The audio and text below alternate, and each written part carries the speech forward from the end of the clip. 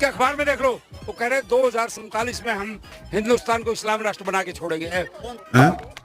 झूठ, अभी झूठ सामने आ जाएगा। तिरंगे का सम्मान नहीं है। सुनिए, अभी झूठ आएगा। अपना मोबाइल निकालिए और मुझे दिखाइए। आप पहली अपडेट आपको बता दें, नोएडा के सूर्यकांत शकिया के हवाले से बताया जा रहा है कि खुशी खातून के साथ लिव इन में रहता था। किसी बात को लेकर के बहस हुई, जिसकी वजह से सूर्यकांत ने खुशी खातून को मौत के घाट उतार दिया। दोनों को एक दूसरे से प्यार हो गया था। सूर्यकांत और वो मिलकर के साथ रह रहे थे। कुछ महीनों के बाद खुशी खातून का कहीं दूर रिश्ता तय हो गया, जिसको लेकर के बहस हुई। सूर्यकांत से इस कदर बहस हो गई कि सूर्यकांत ने 26 नवंबर को खुशी खातून को मौत के घाट उतार दिया। आरोपी गिरफ्तार। लेकिन मीडिया के अंदर कोई जिहाद या कोई भी चीज न चल रही है, ना डिबेट हो रही है, ना ट्रेंड कर रही है। एक और खबर सुनिए, बताई जा रही है झारखंड की अपडेट। किस तरीके से नरेश भेंगड़ा, जिसने एक लड़की को मौत के घाट उतार दिया, 2 साल से लिव इन में रह रहे थे और उसको टुकड़े टुकड़े करके, उसके लगभग 40 से 50 टुकड़े करके जंगल में फेंक दिए। बताया जा रहा है नरेश ने गांव में किसी और से शादी कर ली थी। 2 साल से गर्लफ्रेंड के साथ रह रहा था। उसे डर था कि अगर गर्लफ्रेंड को ये बात पता चल गई तो कहीं बहस हो जाएगी, और इसके डर से उसने लड़की को, यानी अपनी लिव इन गर्लफ्रेंड को मौत के घाट उतार दिया। लेकिन इस पर भी कोई बहस नहीं चल रही। साथ ही साथ अपडेट शेयर करेंगे आपके साथ कि किस तरीके से मात्र 200 रुपए के लिए पाक एजेंट को भारत की खुफिया जानकारी दे रहा था। आपकी स्क्रीन पर बताया जा रहा है, पाकिस्तानी एजेंट को फेसबुक पर भेजता था खुफिया जानकारी। बदले में रोज मिलते थे उसे 200 रुपए। गुजरात एटीएस ने दिनेश गोहिल को गिरफ्तार किया है। अब यहां पर जिस तरीके से रिपोर्टिंग चल रही है, आप देख सकते हैं कैसे नाम मेंशन नहीं किया जा रहा, लेकिन यही अगर कोई और समुदाय से होता, किसी और समुदाय का होता, तो ये मीडिया लगातार उसका नाम फ्लैश करती, हैशटैग ट्रेंड करता, मेरा अब्दुल ट्रेंड होता, जिहाद ट्रेंड होता, अलग अलग ट्रेंड करवाए जाते। लेकिन अभी हाल फिलहाल जो अपडेट्स निकल के आ रहे हैं, उसके अंदर जिस तरीके के मामलात है, चाहे वो टुकड़े करने हो, चाहे वो एक मुस्लिम महिला के साथ ये मामला पेश हो, या खुफिया जानकारी पाकिस्तान को भेजता हो, लेकिन इस पर कोई बहस या ट्रेंड होता नहीं दिख रहा। अनभक्तों की तो आप जानते ही हैं कि किस बात पर वो आउटरीच करते हैं, किस बात पर नहीं। आइए देखते हैं कि उनके लॉजिक को लेकर के सोशल मीडिया पर क्या चल रहा है। ये कांग्रेस पार्टी को लोग सीट लड़ने के लिए नहीं दे रहा है, बाद में प्रधानमंत्री का कुर्सी देगा, इसकी क्या गारंटी है? अभी बदत है भाई, अभी बदत है। प्रधानमंत्री बोलते हैं हमारे देश के चौकीदार है, ठीक है, मान लेते हैं आप चौकीदार है। बताइए 308 बम कैसे घुस गया जी? 40 नौजवान कैसे मर गया? जो केस 20 साल पुराना खोला जा सकता है, एक सीएम को जेल में डाला जा सकता है बिना सबूत के साथ, क्या 308 बम वाले पर सीबीआई ईडी नहीं मेहनत करेगी? पड़ेगा लोकसभा चुनाव में ज्यादा सीट मारेंगे। लोगों पे असर तो 2014 से ही पड़ रहा है। कैसा? 2014 में 32% वोट के साथ 327 सीट के साथ प्रधानमंत्री, ठीक है। 2019 में 38% वोट के साथ 353 सीट के साथ प्रधानमंत्री, ठीक है। और आप 2024 में भी 4 जून को देखेंगे, वो फिर से पुनः एक बार भारत के लोग उनको प्रधानमंत्री बनाएंगे। रुको जरा, सबर करो। 400 पार के सपना देख रहे हैं, मान लेते हैं, और 8 वोट की चोरी कर रहे हैं। हमारे देश के लिए शर्मनाक की बात नहीं है? एक प्रधानमंत्री की पार्टी ऐसे कर रहे हैं, और आप 400 पार किस मुंह से बोल रहे हैं? बता दीजिए कांग्रेस कहीं चोरी करते हुए, हम फिर मान लेंगे। मान लीजिए, हम मान लेते हैं हमेशा बहुत अच्छे हैं, मोदी जी बहुत अच्छे हैं, उसमें हम और हमको देशद्रोही बोलेंगे, हम मिल जाएंगे तो हम देशभक्त हो जाएंगे। बता दीजिए हम कैसे भरोसा करें? अरे क्या नरेंद्र मोदी वो सर्जिकल स्ट्राइक कर देता, फिर बोल रहे हैं हमारे इंदिरा गांधी महिला हो गए, 1 महीना पाकिस्तान से लड़ा और पाकिस्तान को 2 टुकड़ों में बांट दिया। कर पाएंगे नरेंद्र मोदी? माहौल है चुनाव का, मोदी मामा की सरकार बना रहे हैं, फिर से आप बदलाव का बोल रहे हैं। मोदी जी, लेकिन मोदी जी का चुनाव थोड़ी है, तो मोदी जी तो प्रधानमंत्री है ना, तो सीएम का चुनाव है ना। सीएम का तो शिवराज सिंह चौहान बनेंगे। अच्छा, शिवराज सिंह चौहान को तो बीजेपी ने सीएम कैंडिडेट बनाया ही नहीं है। आएगी तो बीजेपी। समझ रहे हो? समझ रहे हो? समझ रहे हो ना? क्या अच्छा लगता है बीजेपी? सभी जैसे जैसे कि अच्छा, ये 3 चीजें बताइए जो अच्छी लगती है आपको बीजेपी सरकार में। बीजेपी सरकार में सभी चीजें अच्छी हैं, 3 चीजें क्या? जैसे किससे बताऊँ मैं? कैसे बता दीजिए, आपको तो ये सारी चीजें पता है। मोदी जी पसंद है, मोदी जी के नाम पे वोट है।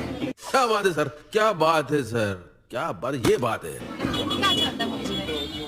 मोदी जी सभी चीजें अभी देखिए आप, हर जगह वो चल रहा है, दंगा फसाद ये सब। ये क्या बात करते हैं यार? अगर मोदी जी नहीं होते तो इतना अपन उनको बेनिफिट नहीं दे पाते। काफी बेनिफिट दे रहे हैं मोदी जी। अच्छा, कहाँ किस चीज़ का बेनिफिट? बेनिफिट मतलब जैसे कि देखा आपने लापरवाही का नतीजा है। समझ नहीं पा रही मैं, मतलब क्या मोदी जी कौन सा बेनिफिट, क्या किस मुद्दे पे मोदी जी को पसंद करते हैं? मोदी जी में क्या अच्छा लगता है आपको?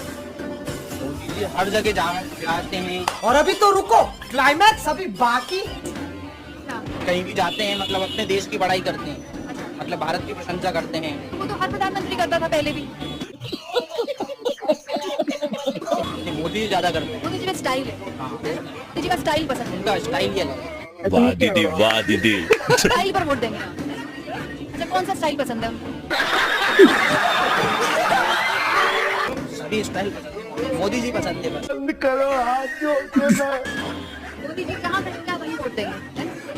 भी मत भूलो कि भक्ति और पागलपन में अधिक अंतर नहीं होता। राहुल गांधी जी सत्ता में आ ही नहीं सकते हैं इस दौरान। क्या उनकी व्यक्तिगत सोच और विचारधारा भारत के व्यक्ति से जुड़ती नहीं है।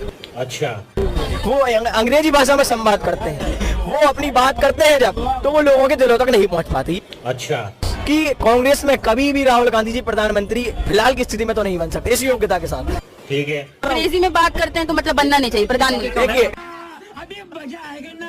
आज यदि प्रधानमंत्री संवाद करते हो, भारतीय जनता पार्टी की नीति और रीति कोई भी प्रदर्शित की जाती हो, अभी बता दे। सीतारमण जी हमारे हिंदुस्तान की वित्त मंत्री हैं।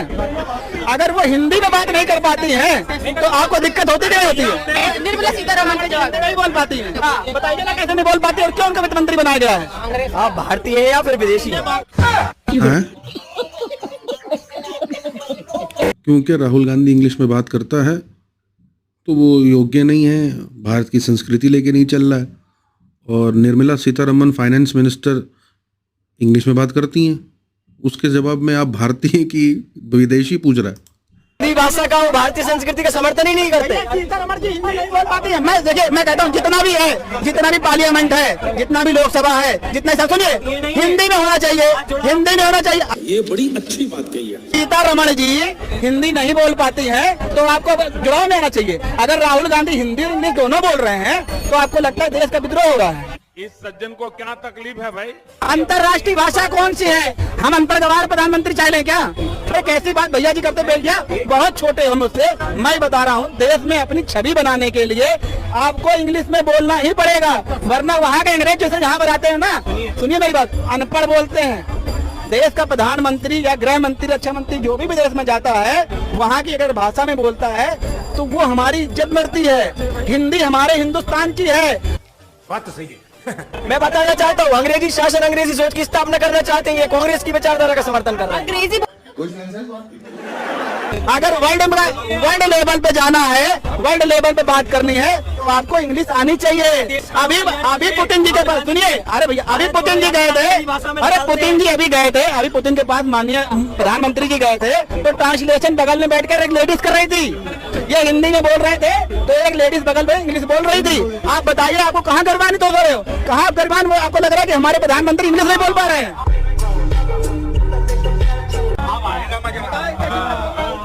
इन्हें इनकी बात का बहुत ही संक्षिप्त में उत्तर देता हूँ। ये चाह रहे हैं कि जो हिंदी भाषा में अपनी योग्यता को पूर्ण करता है और भारतीय संस्कृति को स्वीकार करता है वो अनपढ़ है। इनका पहला यही विचारधारा है। देखा आपने लापरवाही का नतीजा। देखिए मेरे मोबाइल में, आप भी अपना मोबाइल ओपन करिए, अभी झूठ सामने आ जाएगा। क्या तिरंगे का सम्मान नहीं है? सुनिए अभी झूठ आएगा। अपना मोबाइल निकालिए और मुझे दिखाइए आपने कितने नाम सेव करे और किस भाषा में करे, दिखाइए।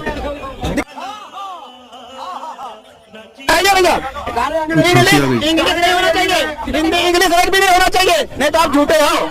ये कहाँ फंस गया भाई मैं? हम जब अच्छे थे उन्होंने नौकरी मांगा लेकिन आपने उनको धंधा दिया। लोगों ने रोजगार मांगा, उनको दौड़ा दौड़ा के आपने मारा। लोगों ने बोला कि महिला सुरक्षा करो, उन महिलाओं को तुमने नंगा करके घुमाया। इंसाफ मांगा तो घसीट घसीट के मारा। अब तुम्हें पता चलेगा कि सरकार क्या होते हैं। हमने सोचा था कि विपक्ष मजबूत हो। आप बोलेंगे कि आप राहुल वाले हो, आप बोलोगे आप केजरीवाल वाले हो, लेकिन ना तो मैं राहुल वाली हूँ ना तो मैं केजरीवाल वाली हूँ। मैं देश की जनता हूँ और मैं चाहती थी, दिल से चाहती थी कि विपक्ष मजबूत हो। सर ये बिल्कुल एक तरफा बात कर रही है, ये निष्पक्ष बात नहीं कर रही है।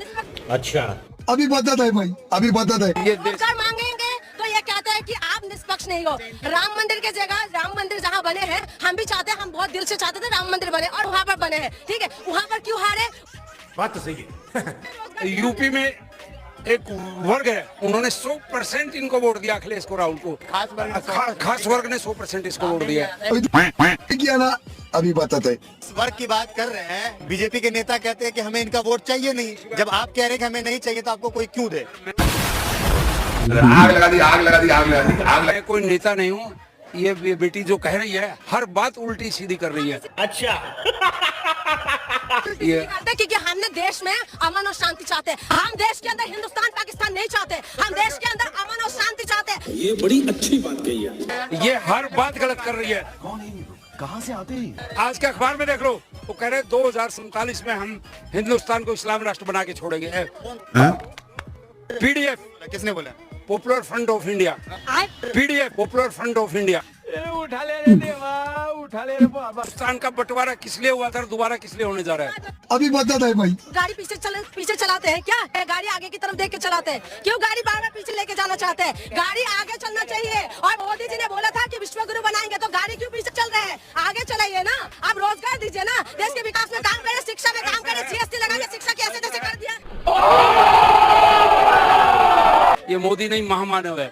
उम्मीद है वीडियो पसंद आई होगी। अपनी राय सुझाव बताइए, इनका तो चलता रहता है, ऐसी वीडियोस लाया करूंगा आपके लिए। कमेंट करिए, बताइए अपना फेवरेट पार्ट कौन सा है और सबसे फेवरेट अनबहत कौन सा है। मिलूंगा अगले वीडियो में, अपना ख्याल रखें।